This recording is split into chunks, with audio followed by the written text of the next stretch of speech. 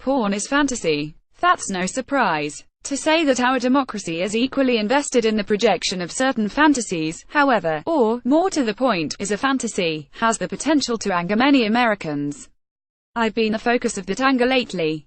It began with the Constitution. Our forefathers, a cabal of elite owners of property which included human beings, carefully crafted a document that has serviced their own interests, to preserve and protect their property. This isn't the story we receive as innocent children, about George Washington and his cherry tree, or Abraham Lincoln and his log cabin. The story of our great democracy is a fairy tale, a fantasy that continues now. Today, the political class of both parties goes to great lengths to sow division where there should be unity. We now know that the Democratic National Committee chose Donald Trump as its preferred candidate, thinking it could easily defeat him. He was the official DNC tool of division. It's the same old divide and conquer strategy that dates back civilizations. I chose Trump because democracy in the United States is a farce. No one better represents this farce than an orange-haired comic book villain groomed on television, decade after decade, to caricature the rich. It is the rich who benefit from the endless war and economic deprivation that punishes the rest of us. Those who are angry after reading about the YouTube video I posted last month explaining that I don't support Trump, even though I voted for him, should also know the context of that vote. According to political historian and linguist Noam Chomsky, the United States is responsible for the murder of nearly 20 million people since the end of World War II. We are the only nation on Earth to deploy nuclear weapons on a civilian population twice. The U.S. government routinely rigs foreign elections, murders political opponents, jails whistleblowers, deposes elected governments, and uses illegal chemical and biological weapons on civilian populations: smallpox, Agent Orange, depleted uranium, white phosphorus, cholera, etc. No American should feel compelled to sacrifice their body in defense of the nation's many irrefutable crimes. We demand peace, not perpetual war. To insist, for instance, that we should send our trans kids off to join the U.S. military, in full equality with other recruits, does nothing more than deny the more compelling argument that our trans children deserve not the opportunity to die for their country, but the opportunity to live for themselves. They, like every other American child, deserve education, housing, and health care. America's economic system, pegged largely on the global sale of petroleum to the US dollar, is stripping the Earth of vital resources, irrevocably altering the planet's natural climate.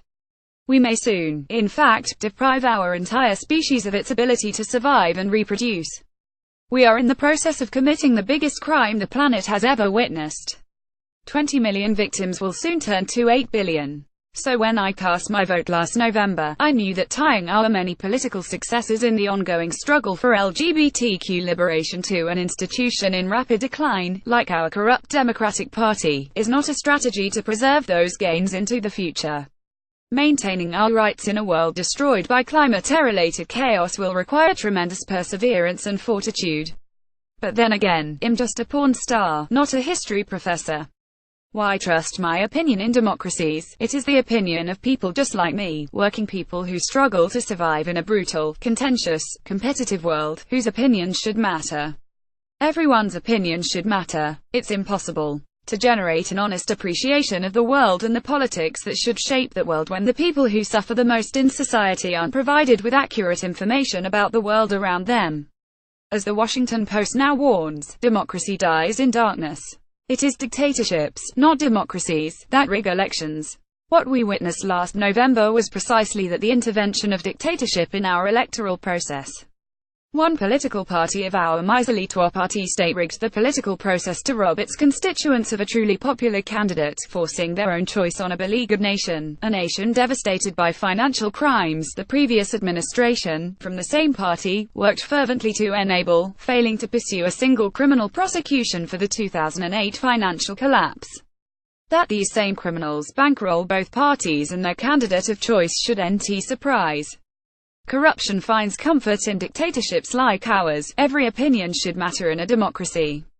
This includes poor urban black communities brutalized by state-sponsored drug epidemics, incarceration, and police violence, and the much-maligned Trump voter, often from rural communities equally devastated by drugs such as meth and heroin, whose humble homes have been ripped out from under them by hedge fund billionaires in the Hamptons. Like it or not, and most of us dislike it, including me, Trump, the self-financed independent billionaire, represented a vote against a corrupt system. We can't afford to let different approaches to strategy undermine our basic, shared commitment to the future, a future where all of us, and not just the rich and well-connected, continue to live and to love on this planet. Colby Keller is an adult film star who was featured in the web series Baker Daily Trump Takedown. He will also appear in Season 3 of East Siders. Follow him on Twitter at Colby Keller.